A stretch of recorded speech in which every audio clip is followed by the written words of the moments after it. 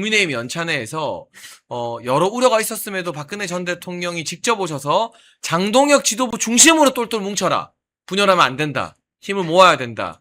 시의적절한 말씀을 해주셨는데요. 오늘 여러 가지 이야기들을 한번 나눠보려고 합니다. 먼저 그 국민의힘 연찬회 소식으로 한번 가보겠습니다. 1박 2일에 이은 연찬회가 오늘 마무리가 되었는데 당초에 약간의 우려와 달리 적어도 우리 국민의힘 연찬회에서는 장동혁 대표 지도부 중심으로 하나로 뭉치자는 메시지가 메인이었던 것 같아요. 맞아요. 박근혜 전 대통령의 메시지도 그랬고 김용훈 대변인 혹시 현장 분위기나 뭐 좀 어떤지 전해주실 수 있나요? 네, 사실 연찬회에 참석을 좀 해주십사.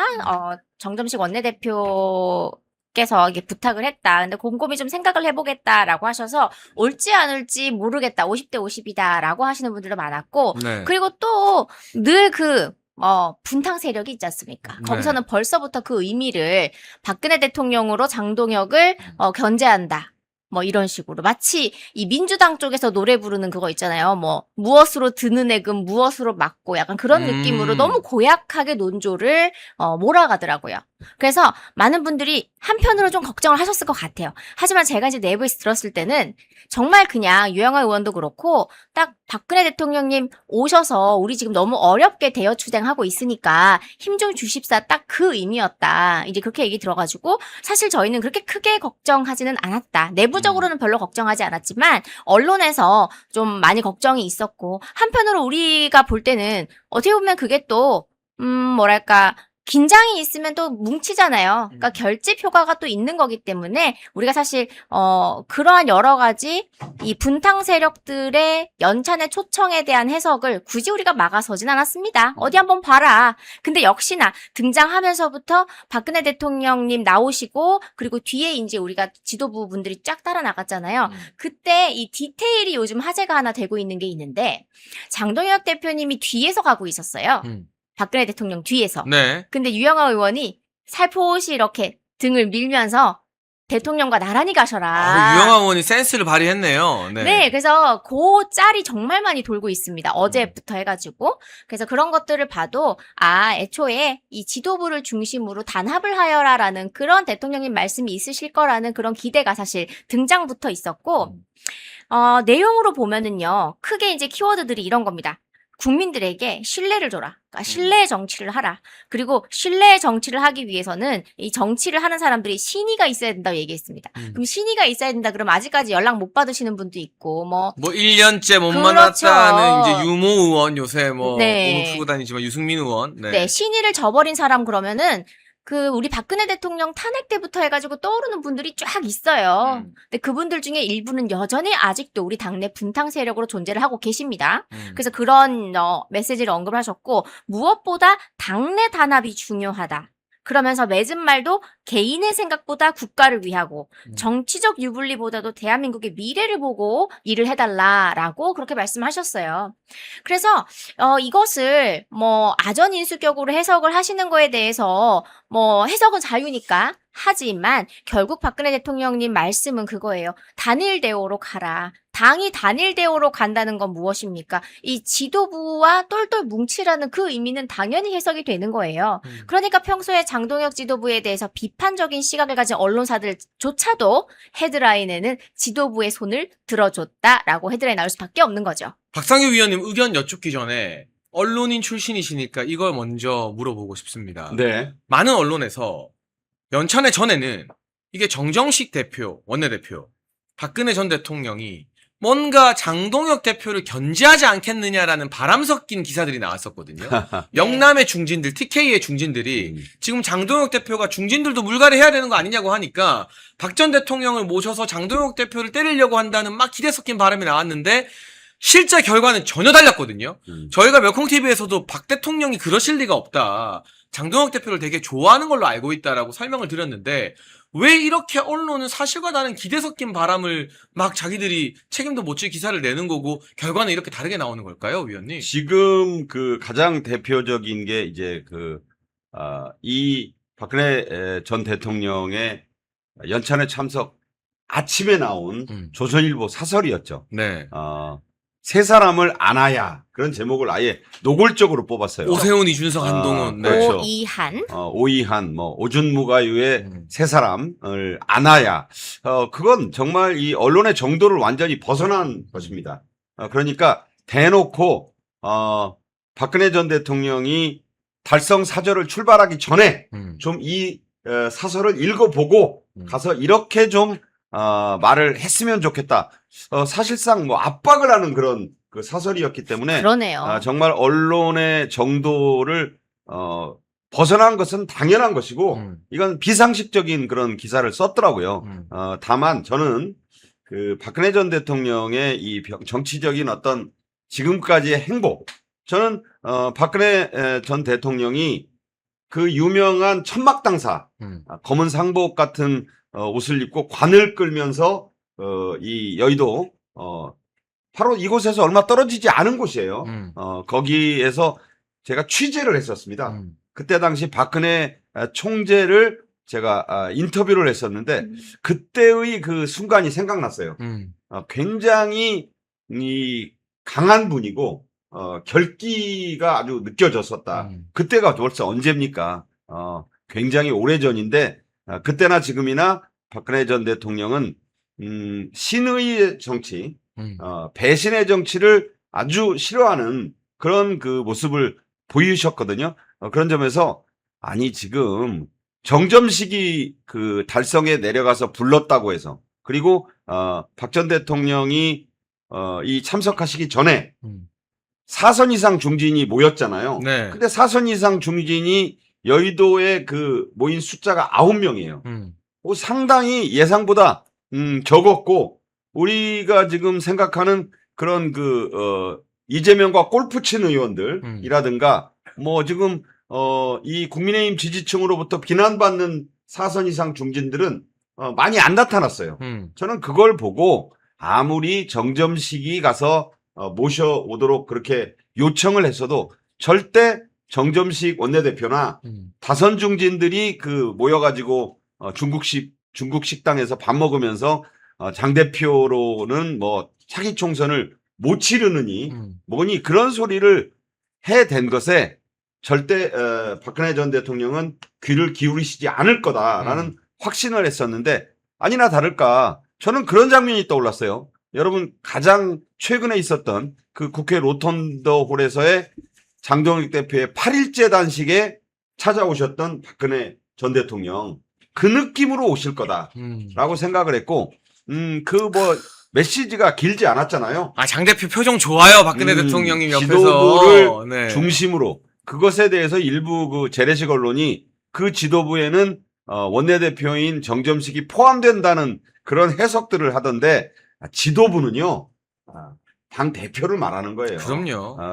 장동혁이라는 이름이 안 들어갔다고 해서 그렇게 아전인수로 해석하는 것은 아니다. 역시 선거의 여왕이자 위기의 여왕인 박근혜 전 대통령 그 모습 그대로였다. 이렇게 말씀드립니다. 그러니까 저는 우리가 여기서 교훈을 하나 얻어야 될 것 같아요. 이 재래식 미디어, 기성 언론들의 희망 섞인 자기 정치에 우리가 너무 일희일비하거나 놀아나면 안 되겠다. 그리고 사실은 지금 보수 진영의 어떤 속내라던가 비하인드 스토리를 가장 잘 전달드릴 수 있는 건 뉴미디어. 그렇죠. 특히 또 당직을 맡거나 당과 깊은 관계를 맺어왔던 사람들이 공신력 있게 진행하는 뉴미디어 유튜브 방송이 오히려 더 정확한 팩트를 전해드릴 수 있는 거 아닌가. 이번 연찬회 박근혜 대통령님 메시지를 보면서 그런 교훈을 또 얻게 되는 것 같은데요. 네. 무엇보다 함께 있는 장동혁 대표의 표정 미소가 활짝 있는 게 원래 저렇게 잘 웃는 사람이거든요. 장동혁 네. 대표가. 좀 모처럼 기분 좋은 소식인 것 같은데 친한계 일부 의원들 그리고 이번에 징계를 받은 사람들 다수는 불참했다고 합니다. 그래서 그런가 연찬회가 더 깔끔하게 잘 진행된 것 같다라는 느낌도 좀 들고요. 네.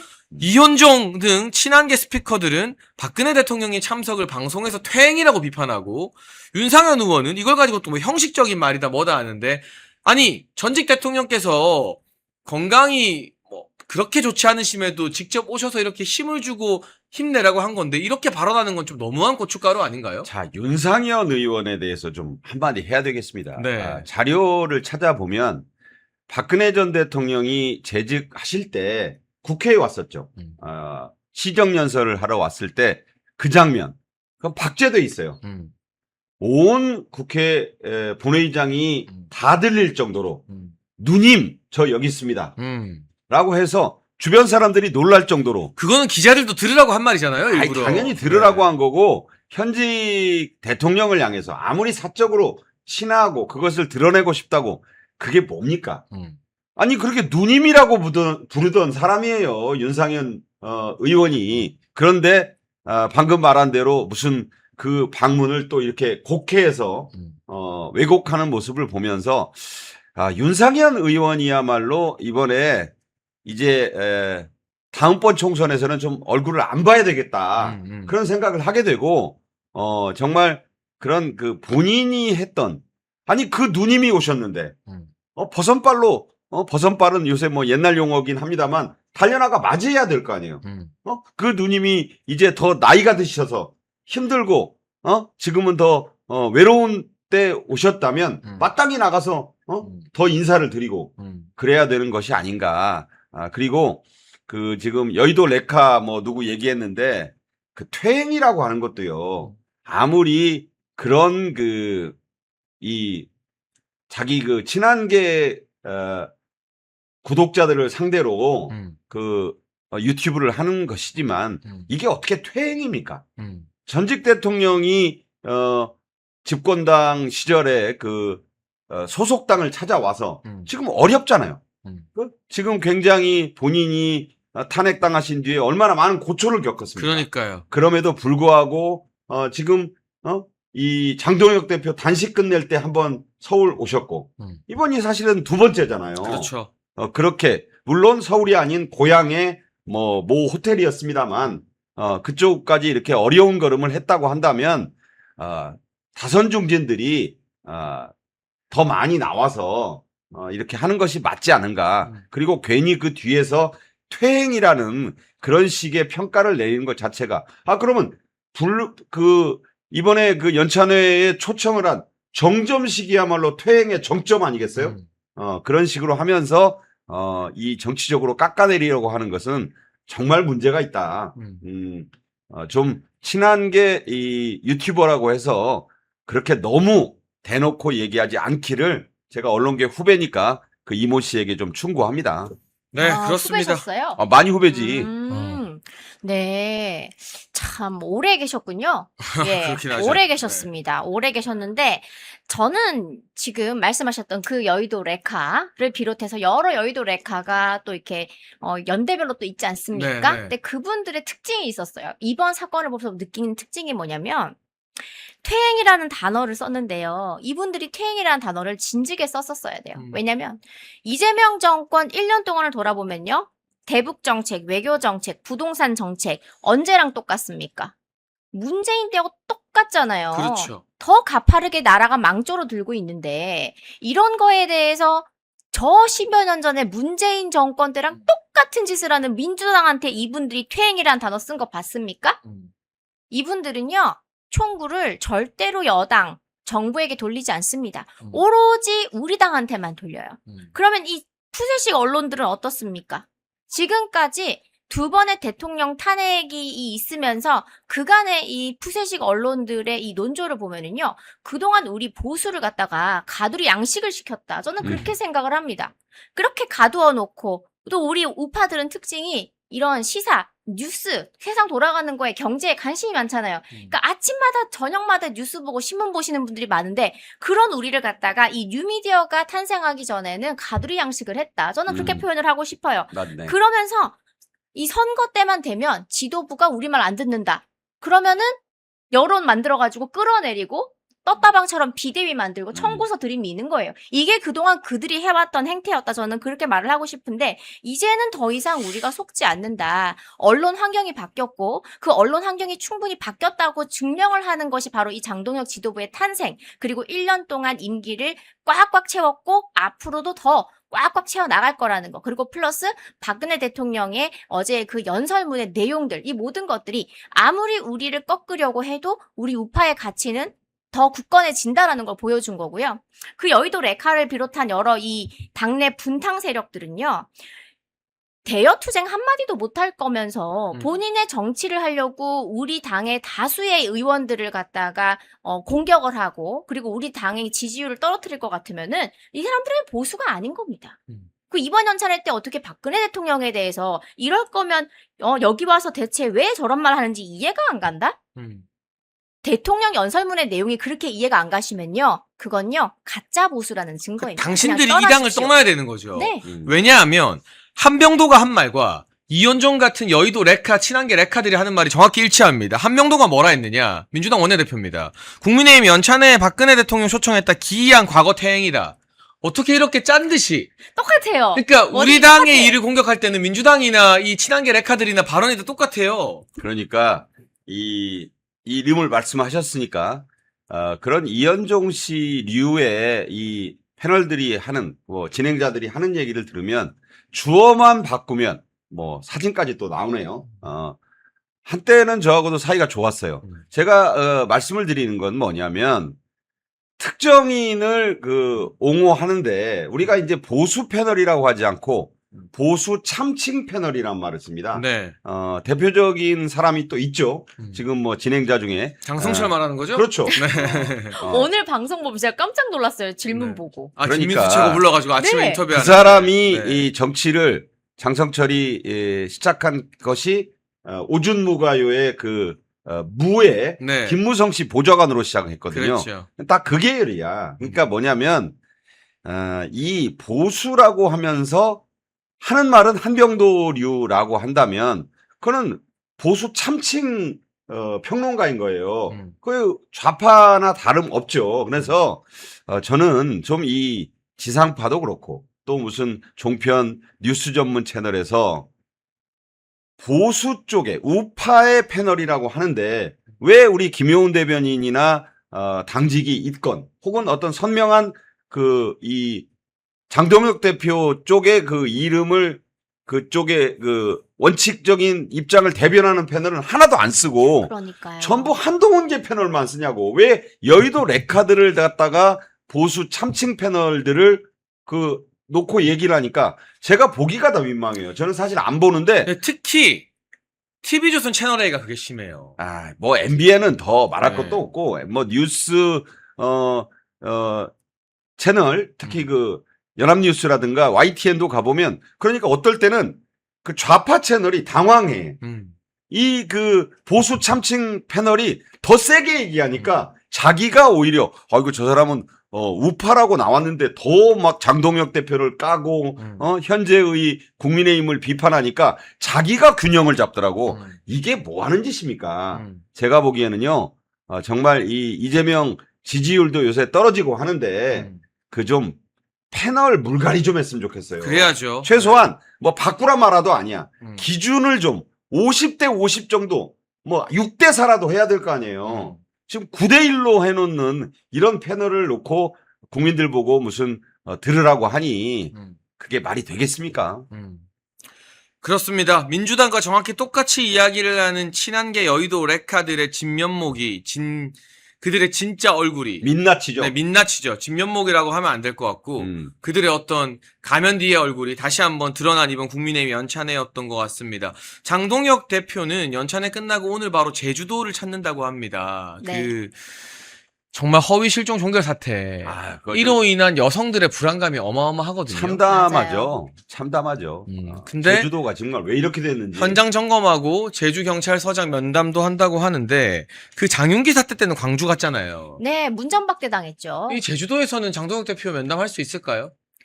이제는 정말 나와야 합니다. 그러니까 지지율도 지금 지지율이지만 국정 지지율이 더 심각하게 내려앉았습니다. 좀 전에 말씀하셨지만 방송 초반에 네. 이 MBS만 혼자 정신 승리하고 있어요. 다짐 30%대 막 떨어지고 네. 이 좋아라 하던 그 갤럽도 40%대로 내려온 거잖아요. 그렇다면은 이것이 어떤 좌우 그리고 여야를 따지는 것이 아니고 전반적인 국민들의 시선이 지금 이 제주도로 와 있다라는 걸 아마 느낄 거예요. 그런데 이렇게 굳이 고압적인 그런 모습을 또 보인다? 저는 이거는 아마 청와대에서도 원하지 않을 것이다. 그렇게 봅니다. 니들까지 왜 이러냐. 그러니까 우리 김용훈 대변인이 저하고 어제 이제 그 보수 채널에서 대화를 하면서 그런 얘기를 하시더라고. 나도 깜짝 놀랐어요.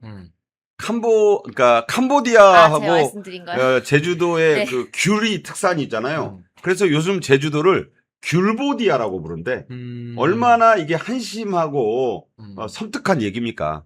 제주도가 이번에 사건이 난 데가 여러분도 아시는 그 한림이라든가 또 애월. 애월은 수많은 드라마와 프로그램의 배경 아니에요. 그렇죠. 거기 얼마나 아름다운 해변이야. 근데 지금 문제가 된 경찰이 300건 가까운 실종자를 혼자 관리하고 혼자 296건을 그 종결시켰더라고요. 300건이 네. 그러니까 네.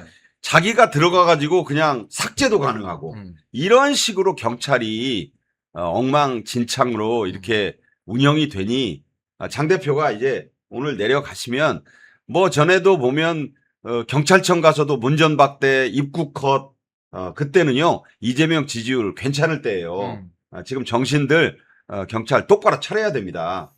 지금 제주도민들도 지금 이제 제주도 여론조사를 좀 저는 강원도하고 따로 했으면 좋겠어. 맞아요. 강원도하고 강원, 제주 제주도를 같이. 섞어 놓으니까 이게 제주도 사람들이 뭐 상당히 당황한다 그래요. 강원도는 강원도대로 싫어하고 네, 네. 제주도와 강원도는 민심이 완전히 다르다. 보통 또 제주 호남을 많이 붙이기도 하는데 원래는 옛날 제가 여러 번 그런 얘기를 하니까 옛날 전주에 있는 전라 가명에서 전라도 제주도를 한꺼번에 관할했어요. 그게 맞는 거야 지금 분위기도. 강원도는 보수 지역입니다. 안보 벨트죠. 네. 그렇죠.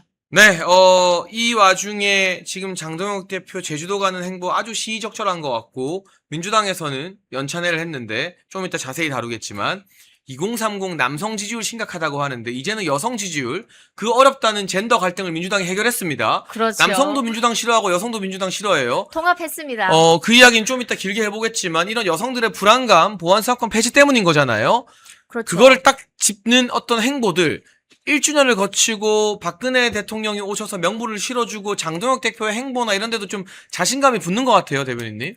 그렇죠. 일단 이번 주 초에 나왔던 그 두 개의 여조를 보시면은 우리 당이 민주당을 이기는 걸로 또 결과가 그렇죠. 나왔고 네. 국정 지지율이 ARS 두 건 같은 경우에는 지금 30%대로 내려앉았습니다. 그런데 지금 국민들이 뭐 다른 여러 가지 정치적 이슈 같은 것들은 뭐 차치하더라도 가장 중요한 게 나 먹고 사는 문제이지 않습니까? 뭐 경제. 그런데 경제나 부동산보다도 더 상위에 있는 근본적인 게 뭡니까? 안보. 그다음에 치안입니다. 근데 안보도 흔들리고 있죠. 치안이 이번에는 정말 심각하다라는 것을 20대, 30대 여성들, 뭐 40대, 50대 다, 뭐 사실 그건 여자만의 문제도 아닌 건데, 중요한 거는 이 제주도에 대한 이 괴담이 사실 SNS상에서 좀 많이 퍼져 오고 있었습니다. 아마 많은 분들이 보셨을 거예요. 그러다 보니까 이번에 뭐 귤보디아라는 그런 입에 담지 못할 표현까지 지금 나오게 된 건데, 저는 이번에 장동혁 대통령, 대표가 가셔서 대통령 되실 거니까. 네. 마음의 소리가 나왔다는. 네, 네. 괜찮아요.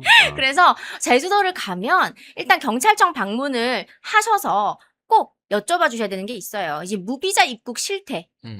심각하지. 왜냐면 이게 산술적으로 들어온 사람이 있다면 무비자 그 체류 기간이 있지 않습니까? 끝나고 나면 다시 돌아가야 되잖아요. 안 나갔다는 얘기들이 많아요. 안 나갔다는 얘기가 정말 많아요. 그래서 또 몇 달 전에는 제주 도심에서 그 공항 있는 그 도심에서 중국인들끼리 칼부림 나가지고 한 명 사망한 사건도 있어요. 그 범죄도시 찍었다니까. 갔잖아요. 범죄도시의 실제 상황이 벌어졌어요. 그렇죠. 그리고 또 이제 뭐 한 달 살이 하거나 뭐 그런 데들 명상하러 가거나 이런 데들은 좀 외딴 곳이 많다 보니 지금 이번 이 실종 사건들처럼 한 달 살이 하러 갔다가 그냥 정말 그냥 사건 종결될 수 있는 겁니다. 실종 사건하고. 그래서 이런 부분들에 어떡하지? 대해서 국민들이 사실은 가장 관심 있어 하는 것은 이 외국인의 이 체류가 불법 체류가 된 건수가 지금 몇 명 정도 추정이 되는지는 숫자로 확실히 받아야 되는 거예요. 그래서 이 부분을 좀 해결을 해 주시면 좋겠다라는 그런 생각이 들고 실제로 제주도 안에서의 외국인 범죄 중에 중국인 비율이 67%로 압도적으로. 가장 높대 70% 정도라고 하더라고요. 사실 그냥 네. 중국의 섬이 돼가고 있는 것 같아요. 아까 귤보디아라는 표현도 있는데 저는 하와이가 이제 전에 자와이로 불린 적이 있습니다. 네. 재팬에 일본 사람들이 많다 그래서 지금은 차주도 된 것 같아. 음. 차이나 제주도. 차이나. 네. 저는 그래서 이게 이 제주도라는 섬이 우리가 가진 어떤 그 보배 같은 그런 자연 환경과 이런 아름다운 환경, 가고 싶은 섬 이랬는데 아니 제주도 한 달 살이 특히 뭐 여성분들도 물론이지만 남자들도 불안해요. 그 60대 남성이 애월 해변에서 그 변사체로 발견이 됐잖아요. 60대 초반인 저로서는 이건 도대체 뭐지? 정말 겁나는 섬이 돼가고 있다. 이거는 제주도민들에게도 안 좋고 그렇죠. 이게 결국은 그 뿌리는 여러분 아시지만 검찰 수사권 완전 박탈이 그 불러온 참사인 거예요. 맞아요. 예견된 참사야. 지금 경찰이요 감당을 못해. 지금 이 수사권을 어떻게 하지를 못하고 있어요. 그런다고 못합니다라고 반납하려 그러니까 이재명 정권에서는 야 그냥 어떻게든지 해. 우리가 잘 봐줄 테니까 하는 식인데 이거 경찰의 능력 오바. 그 영어 표현 중에 beyond my ability라는 표현이 있잖아요. 그렇죠. 그들의 능력 바뀝니다 지금. 이거 정말 심각하게 국민 여러분이 좌우를 떠나서 이 문제 빨리 바로잡지 않으면 이 돌려차기 지금 장윤기 그리고 이 제주 장미란 씨 사건 그보다 더 큰 게 올 가능성이 크다. 이렇게 말씀드립니다. 네, 오늘 장동혁 대표의 제주 일정에서 많은 국민적 공감을 불러일으키길 저희가 기대해보고요. 국민의힘 소식 하나만 더 전해볼게요. 어제 연찬해보고 누구는 참 속이 쓰렸을 것 같습니다. 아마 첫 번째가 여의도 레카를 동원한 한동훈이고요. 두 번째가 요즘 언론에 많이 등장하는 이 사람입니다. 유승민. 박근혜 만남 1년 넘게 답이 없다. 보수 분열 풀어달라 부탁하고 싶다.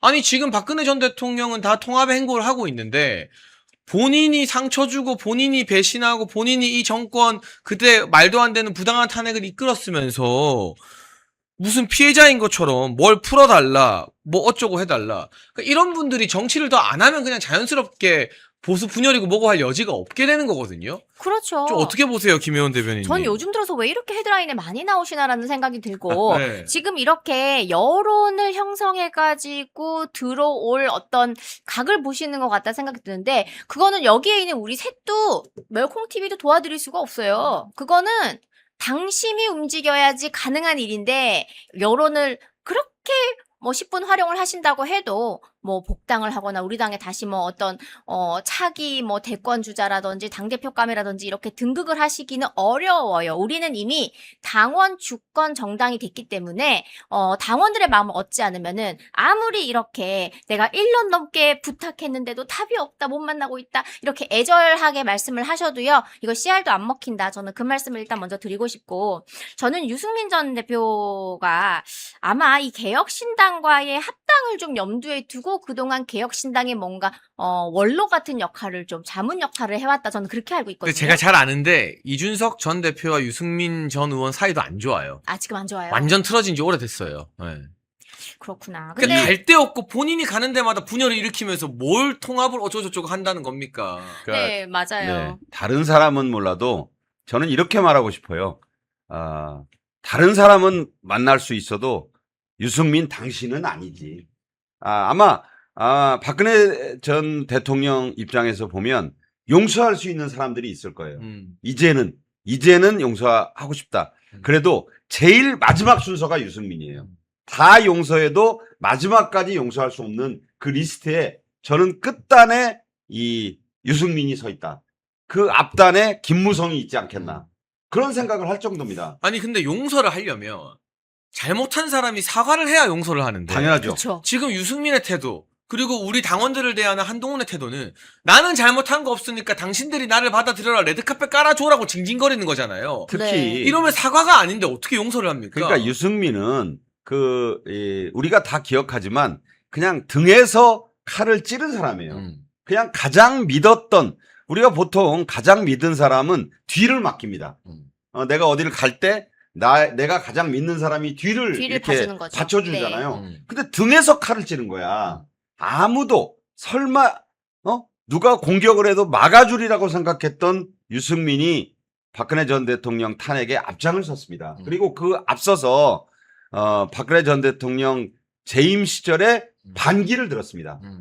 가장 뼈아픈 배신을 한 사람이에요. 아까 우리 장해찬 앵커도 말을 했습니다만 정말 석고대죄가 필요하죠.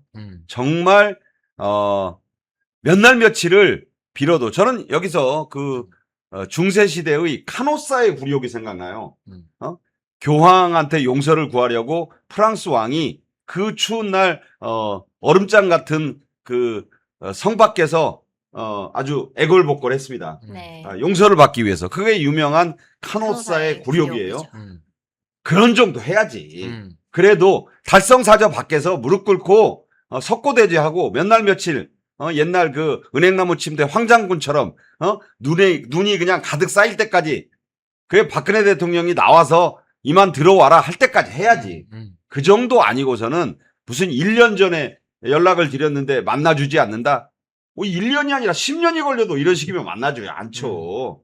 좀 제발 정신을 좀 차리시길 바랍니다. 본인 지금 따님의 따님이라고 할지 하여튼 그 딸 교수 문제부터 국민들에게 좀 소상히 밝히는 게 순서 아니겠나 이렇게 생각합니다.